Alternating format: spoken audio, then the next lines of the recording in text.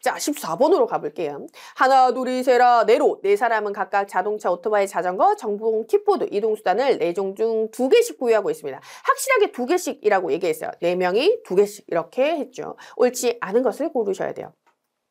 하나, 둘은 동시에 보유한 이동수단이 없습니다. 그리고 킥보드는 1명이고요.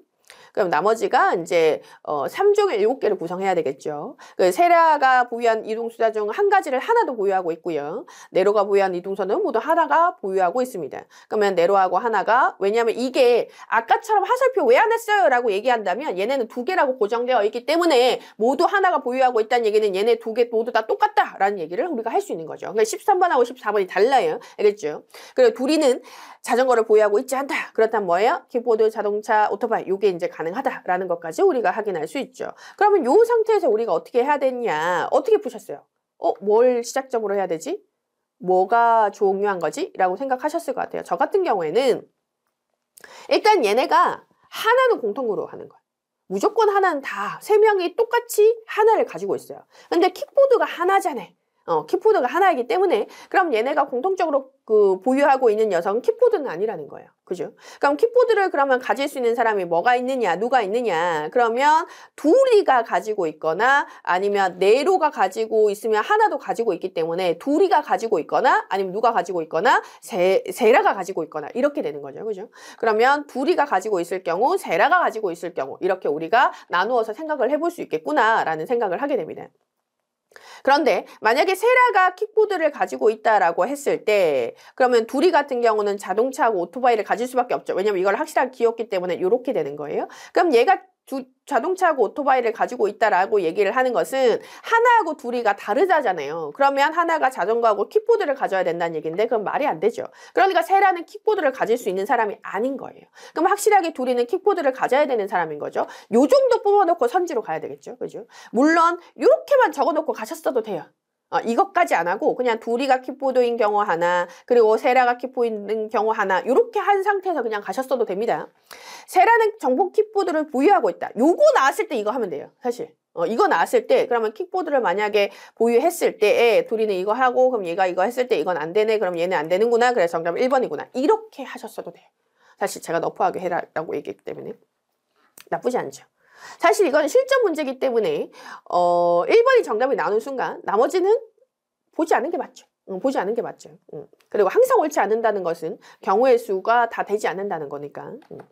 그래서 항상 옳은 것과 옳지 않은 것을 물을 때는 확정적인 경우를 구하라는 거하고 똑같습니다. 그래서 앞에서도 말씀드린 것과 같이 조건이 대입하는 중간중간에 답에 해당되는 것이 있는지 확인하면서 풀어야 되고 실전에선 선지가 답이 1번이라는 거 확인하는 순간 넘어가셔야 됩니다. 알겠죠? 2번 보면 설문의 경우 특정 선지가 보유하고 있다라고 물어봤다면 보유하지 않는다고 가정했을 때 모든 사람의 이동수단 보유 여부가 결정되는 경우가 있다면 틀린 선지가 된다. 요런 것들 소거하는 방식 요런 식으로 접근할 수도 있습니다. 요거는 한번 보시면 좋을 것 같고요.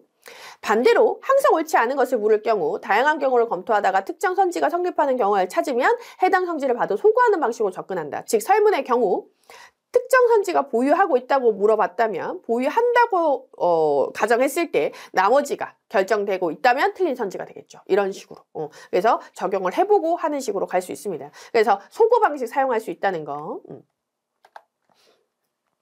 조건을 해석할 수 있어야 된다. 하나, 둘이, 세라, 네로는 모두 2개의 이동수단을 보유하고 있고 네 번째 네로가 보유한 이동수단은 하나를 보유하고 있기 때문에 동일하다는 거. 이게 2개가 결정되어 있기 때문에 동일하다는 식으로 갈 수 있다는 거예요. 이거 중요합니다. 첫 번째 조건에 따라 하나, 둘이가 동시에 보유한 이동수단이 없으므로 총 4개의 이동수단이 존재하는 상황에서 하나가 보유하는 것은 둘이가 보유하지 않고 둘이가 보유한 건 하나가 보유하지 않는 것이다.